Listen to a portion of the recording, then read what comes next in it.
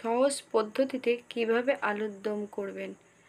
জামাষষ্ঠী উপলক্ষে দুর্দান্ত একটা রেসিপি সকালবেলার জলখাবারে।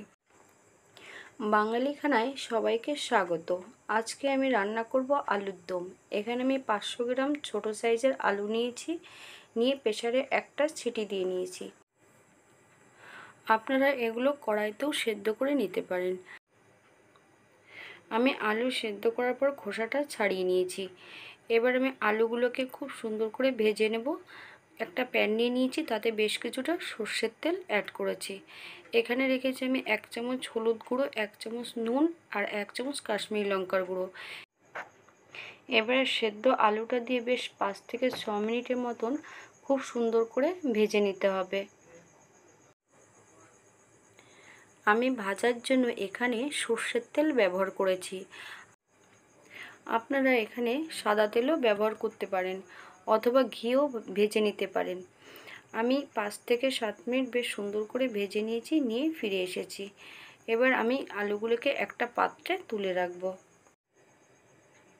আমি আলুগুলো ভেজে তুলে নিয়েছি। এবার আমি প্যানের ভেতরে 2 চামচ সর্ষের তেল অ্যাড করব।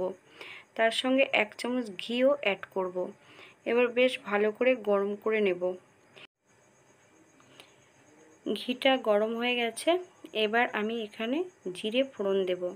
আমি ফোড়নে রেখেছি সাদা জিরে। আপনারা এখানে সাদা জিরেও ফোড়নে দিতে পারেন। আমি জিরেটা ভাজার জন্য 1 মিনিট সময় দেব। আমি 1 মিনিট পরে ফিরে এসেছি। এবার আমি এখানে দেব এলাচ, দারচিনি, লবঙ্গ হাফ ডাস্ট করে রেখেছি, সেটাকে আমি বেশ 1 মিনিটের মতন বেশ সুন্দর করে ভেজে নেব। 1 মিনিট পর একটা তেজপাতা অ্যাড করব। আমি এখানে মিডিয়াম সাইজের একটা টমেটো বেশ সুন্দর করে কেটে রেখেছি দানা ছাড়িয়ে। 1 মিনিটের মতন বেশ নেড়ে নেব।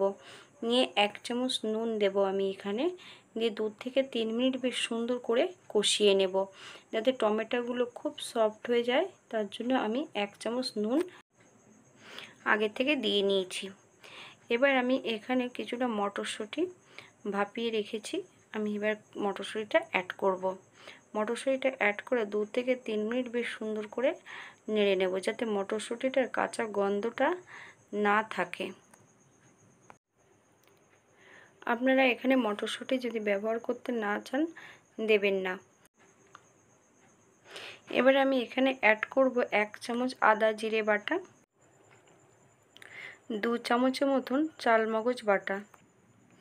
আমি এখানে 2টো লঙ্কা অ্যাড করেছি। লঙ্কা দুটোকে দুভাগ করে কেটে নিয়েছি মাঝখান থেকে।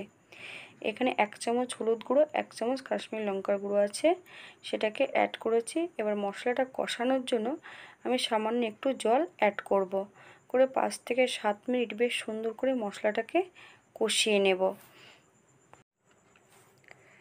আমি 5 থেকে 7 মিনিট পর ফিরে এসেছি। মশলাটা বেশ সুন্দর করে কষিয়ে নিয়েছি। আমি এখানে অ্যাড করব 1 চামচ নুন। আপনারা এখানে স্বাদ মতো নুন দিয়ে নেবেন। দিয়ে 1 থেকে 2 মিনিট বেশ সুন্দর করে নেড়ে নেব। দেখুন মশলাটা থেকে পুরো তেল ছেড়ে দিয়েছে। এবার আমি এখানে আলু ভেজে রেখেছিলাম সেটাকে অ্যাড করব।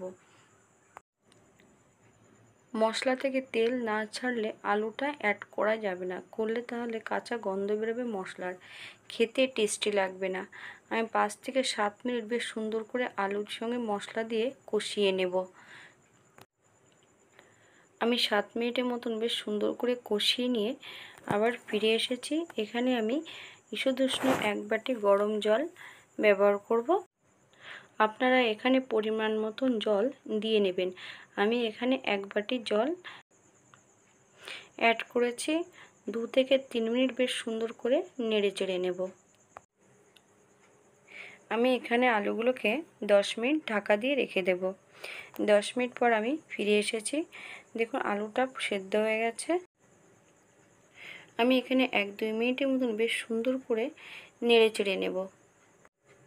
আমি রান্নার সময় চালমগজ বাটা ব্যবহার করেছি। আপনারা এখানে পোস্ত অথবা কাজু বাদাম বাটাও ব্যবহার করতে পারেন। আমি এখানে হাফ চামচ গরম মশলা গুঁড়ো অ্যাড করেছি। আর 1 চামচ ঘি অ্যাড করব। বেশ 3-4 মিনিট সুন্দর করে নেড়ে চেড়ে নেব। তারপর আমি স্ট্যান্ডিং টাইম দেব 5 মিনিটের জন্য। স্ট্যান্ডিং টাইমের পর আমি সার্ভ করব। আপনারা যদি কাশ্মীরি মেথি পাউডার পছন্দ করেন তাহলে এখানে ব্যবহার করতে পারেন। দেখতে যেমন অসাধারণ হয়েছে, খেতেও দুর্দান্ত। লুচি অথবা বাসন্তী পোলাওর সঙ্গে দুর্দান্ত লাগবে। আপনারা একবার বাড়িতে ট্রাই করবেন।